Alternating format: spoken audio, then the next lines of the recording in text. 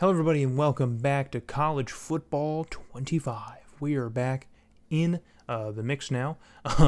We are in our last game, at 2 o'clock for some reason, in our last game of non-conference play against the Charlotte 49ers of the American Conference. So I always get them confused. I always want to say they're in the Sun Belt, but they're in the American. So, but we are here against Charlotte here. We are coming off of a pretty big redeeming win against James Madison. That kind of got us back right after a tough showing against Texas A&M.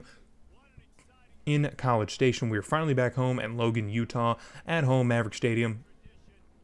Finally putting on for the boys, putting on for the Mormon boys here in Logan, in Utah. So striving to be the best Utah team in the state here. It's going to be a long one here, as I think Utah is still probably the best by a long mile here, a big margin. So, but we are off to a good start here, 2-1, with an opportunity to be 3-1 today if we can just beat up on Charlotte. So we hand off with Robert Briggs Jr. to get the offense rolling here, and he gets a handful on 2nd and 5. Forrest Brock drops back here, and he's going to lob this one up to Tevin Willis here, and somehow he hauls that one in. I want to say that one was batted. I have no idea how that one was caught. I literally thought it was incomplete as I was playing the game. I'm like, okay, he dropped it, but he didn't. So fast forward to a 2nd and 5 here. We're going to go with a handoff to Robert Briggs Jr. He's got an open hole in the middle of the line of scrimmage, so he's going to attack that hole and get a first down. So on a 2nd and 8 here, we're going to flip this one across the middle to Willis again, just outrunning that big old linebacker before getting brought down. So on 2nd and goal, we're going to give it to Briggs Jr., shakes off a D lineman,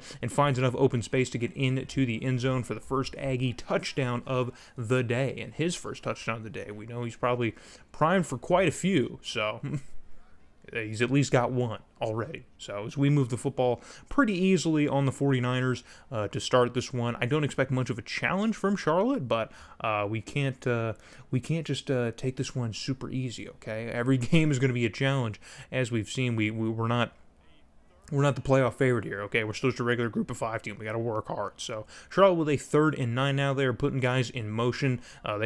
They do a lot of motion, a lot of hurry up in this game here. And in one-on-one coverage, J.D. Davis gets absolutely burned as it's a first down for the 49ers, and they're going to run with their hurry up here. So we got to hurry up back to the line of scrimmage. And again, they're going to reshake up the entire formation here. As this quarterback, man, he loves to do that stuff. You're going to see a ton of it. See, he's already going. He's already just screaming at the line, wasting a ton of time here, but it's going to be a handoff now, and there's plenty of open space. He's getting a lot of lead blocks here. Shakes off J.D. Davis again, really not having a good couple of plays on that side of the field. And we're going to call timeout just to give our defense a breather here, because we were getting absolutely burned facing a 3rd and 9, and now it's a 1st and 10 at our own 31, 32-yard line. So quarterback drops back, pressure in his face, corks a deep ball, and that one is batted down by a safety, fortunately. So on 2nd and 10, they're going to go with another handoff. Plenty of open space here, but a nice tackle is made by Sullivan Jr., and so now it's going to be a 3rd and 7, but Charlotte again sticking with the hurry-up. So we got to be on our toes,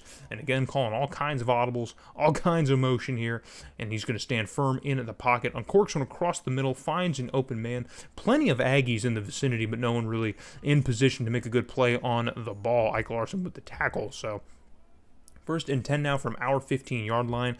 Charlotte's going to get the call from the sideline, and it's going to be another handoff. We are pushed out of position, and Marlon Dean in pursuit. He can't just wrap up and make the tackle, and it's Sullivan Jr. again who has to make the tackle. So on 2nd and 6 now, again, they're going to run the hurry-up, and our stadium is not nearly loud enough to throw off Charlotte's communication here with the sideline. So on 2nd and 6, they're going to put the running back in motion and flip it out to it looks like a tight end, and defense was just nowhere to be found. They were just lost out there, man. I don't know who that was in coverage, but he was just completely lost. So unfortunate. Very unfortunate. So Charlotte manages to even up the score here very late in the first quarter after a very long, drawn-out, and meticulous drive. And excuse me for calling him a tight end. I guess he's a wide receiver for Charlotte. Charlotte's got the big white boy receivers, I guess, kind of like Gronk, right?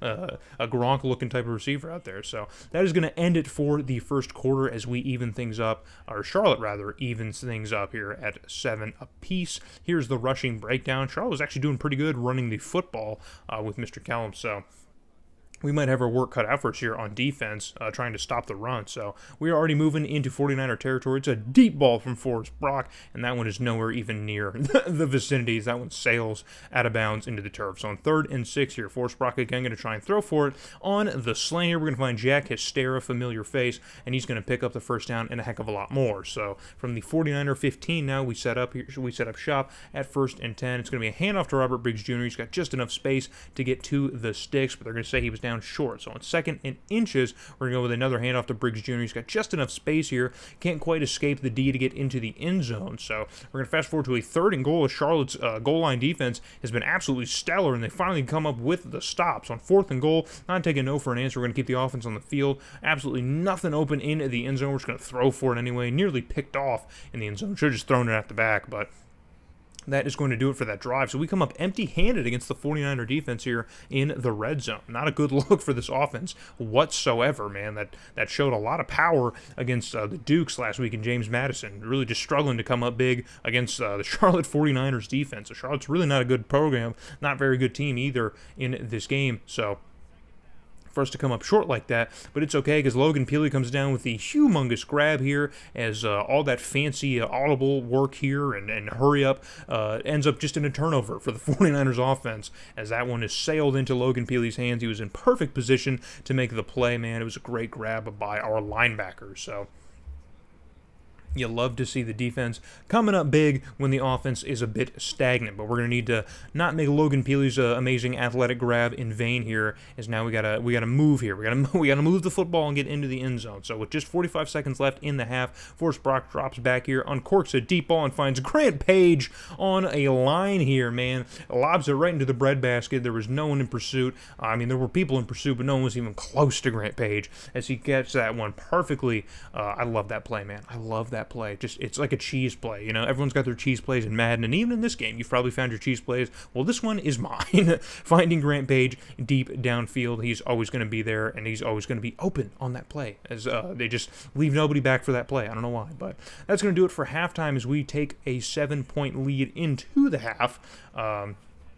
Not a very strong showing from our offense. Robert Briggs Jr. is still doing pretty much Robert Briggs Jr. things, typical things that he normally does, but it hasn't been nearly as explosive on the scoreboard, unfortunately, as we have struggled kind of to move the ball. Not really move the ball, but I guess just finish, man. We had a big red zone opportunity that came up empty-handed. Really just could not get past Charlotte's D-line to get Robert Briggs Jr. into the end zone for his second touchdown. So we're going to need to try and maybe tighten up on that stuff.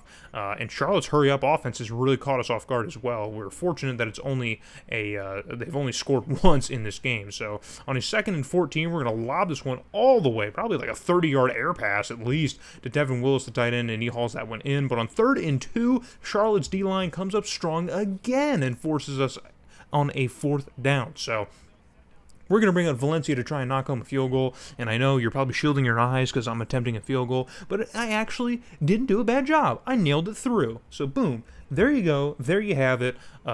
Yeah. So now it's 17-7 against the 49ers, but they are going to answer back as quickly as they can as Callum finds about 9 or so yards. Doesn't quite have enough for the first down, but he does get to just about the stick. So on 2nd and inches, Charlotte, of course, continuing to run the hurry up because that's just what they like to do, I guess. So pump fake already off the snap. All day to throw. Uncorks a deep ball, and it's picked off again. So Charlotte again trying all the fancy footwork here, and now their quarterback's got 2 picks, but hold on, escaping all the pressure here, and into the end zone, Avante Dickerson, 75-yard pick 6 into the end zone. I think Avante Dickerson might have got burned on that first touchdown that Charlotte scored earlier in the game, so this is a kind of a redemption play for him as he avoids all the pressure on the way back, just kind of clings to the sideline. No one is going to catch him, and no one did catch him, and so a humongous pick 6, humongous defensive play for your Utah State Aggies. Oh, what an athletic grab, man. We got guys doing some crazy stuff out there, aren't they?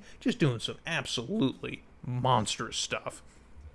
I mean, I'm beyond impressed with what our boys are managing to do in this game, because Charlotte's offense has been moving pretty well, man. I've been impressed with what they've been doing, but it just hasn't really been translating into points for them because they're losing the turnover battle. So the third quarter comes to a close. 24-7 is your score, and here is the rushing comparison again. It's still kind of close, man. Kelman's been doing pretty good with the football. Just again hasn't been translating on the scoreboard. So at the top of the fourth quarter here, 1st and 10 for Charlotte now. Quarterback drops way back, standing firm, bro. We were sending 3. Every guy's getting double teamed, and now the quarterback's going to try and run for it because he's got open space here. All the receivers went downfield. No one was in his vicinity that he could reach, so he ended up just having to run for it. So on 2nd and 8 now, he's going to stand alone in the backfield, get the call from the sideline. He's going to stand back, and he's going to get rid of this one quickly this time, and he finds an open target. That might have been Kelman, the running back, who caught that one as he picks up a first down for Charlotte, and they're going to continue to run the hurry-up, man. Oh, my gosh, they're killing me with this stupid hurry-up, man. But on 1st and 10 from our 41-yard line, floats it across the middle of the field, and that one's going to sail into the grass. That was, again, to Kelman, the running back, so that seems to be the only connection that Charlotte really has on offense is just between him. So quarterback's going to try and run for it again, and he flips this one out. That one gets fumbled, but I think he managed to roll over. The ball got batted around. I think ended up right in his lap, so he was able to land on it and recover it. So 3rd and 6 now for Charlotte, as they still get a nice pickup off of that fumble here. So they got to pick up the rest of what they need. Callum is just staring him in the face, but he's going to run for it anyway. And why as well, as he picks up a first down a little bit more. And Logan Peely now with the tackle. But 1st and 10 now, just outside of the red zone for the 49ers.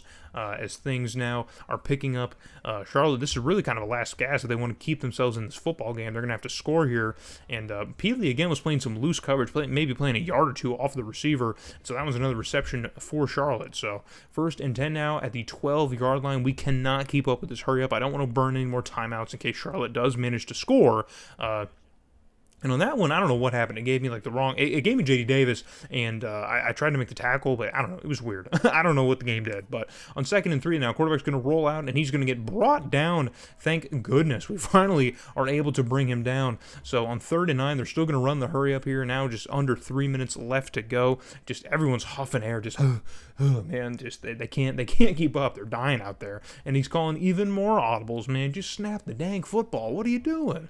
So on 3rd and 9, he's floating this one to the corner of the end zone, and it's another interception. Can you believe it? Another interception. Everyone in our backfield is getting in on the action as the 3rd pick of the game. And am I counting that right? Is it 3rd? I've lost track. They've thrown so many interceptions, man. This is just ridiculous. As Selden Jr.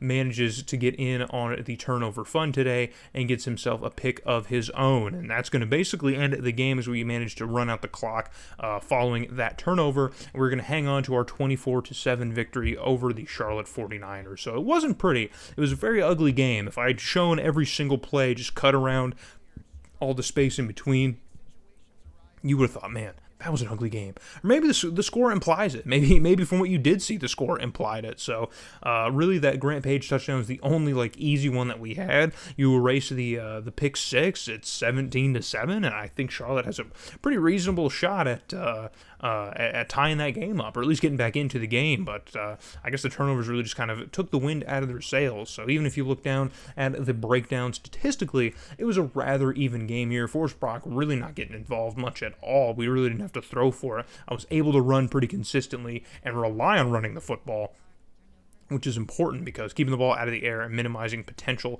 mistakes is something important because we've already made a share of our mistakes with Forrest Brock in the interception column on the stat sheet. So we only managed to stop Charlotte once. So everything else is just turnovers, or they just ran that hurry up. So look, that's a nice rating, over 200 rating for Forrest Brock. So that's a good game for him. 137 yards for Robert Breeks Jr. We're going for school records, baby. I want a school record with rushing yards. Tevin Willis is definitely our best receiver here, but Grant Page is the only one who gets into the end zone. So that is, how things work in terms of the passing breakdown. We get a couple sacks as well here on to the quarterback. And Valencia, of course, makes a field goal. So we get a huge commitment here. We get Matthias Michaels here, a running back from Indio, California. He has just committed a 3-star running back, so that's going to help with the depth problem that we have once Robert Briggs Jr. leaves in this offseason and graduates. So trying to bolster up at that position here. And here's a look at the rest of our recruiting breakdown. We have a couple quarterbacks that we're in on. We're first on a lot of guys' boards, so we're doing a good job in recruiting. Not as difficult as it was last season. So, and Avante Dickerson's 75-yard pick six is going to get him Conference Defensive Player of the Week honors, as he really didn't do much else other than the pick six. So, but that is going to do it for this video, and we're going to go into our bye week in the next video. I mean, we're just going to skip through it. I'm just going to skip through it. But either way, that's going to do it for non-conference play. And we come out unscathed here. Well, scathed a little bit, 3-1. But we're in a good position now heading into conference play with the Mountain West. And in the next video, we're going to have our revenge game, hopefully, against Hawaii in Hawaii. So